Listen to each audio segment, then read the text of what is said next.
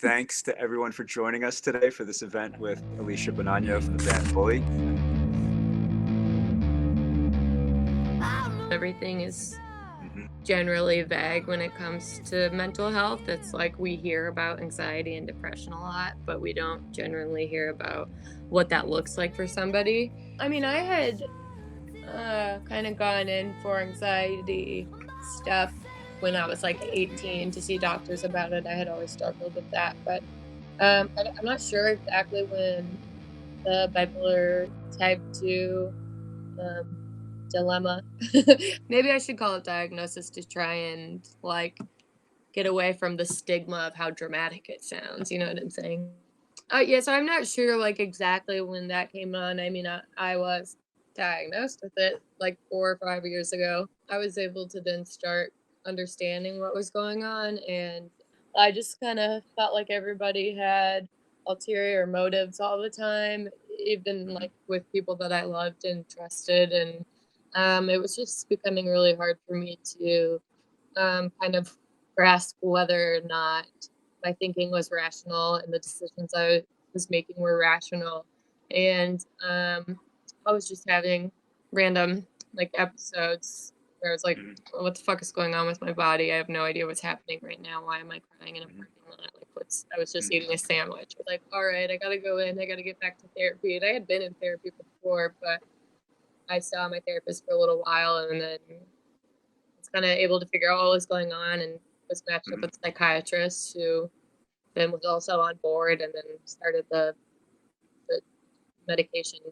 Everyone's brains work differently, and certain people's brains need a little Yeah. more help in other places, and sometimes Yeah. medication can help with that, and there's absolutely nothing wrong with that. So to kind of realize that, this isn't totally me. This is just a small part of me. A lot of musicians, like myself, are sober and dealing with mental health. I think it's like 85% of artists or something struggle with mental health, something like that.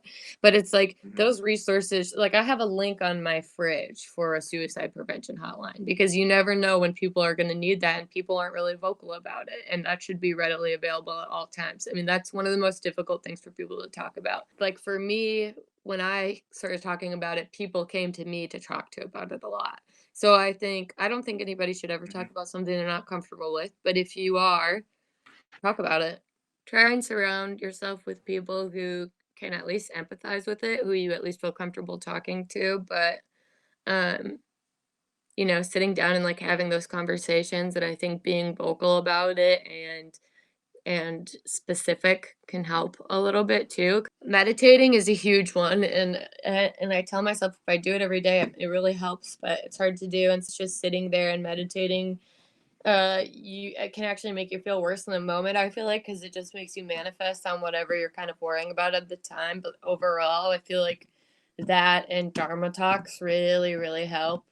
Remember that you're not always your thoughts and you're not always your feelings, and there's like a separation between those two things, and be present because of so much of what we all worry about is stuff that just hasn't even happened yet, and it takes away from us um, kind of realizing that we're okay in the moment.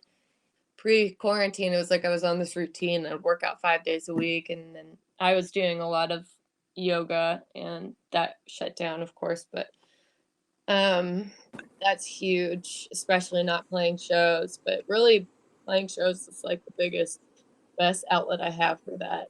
You have shared with us PJ Harvey's "Dry" for our song that found me at the right time. So, can you tell me about why this song, PJ Harvey's "Dry," is so important to you?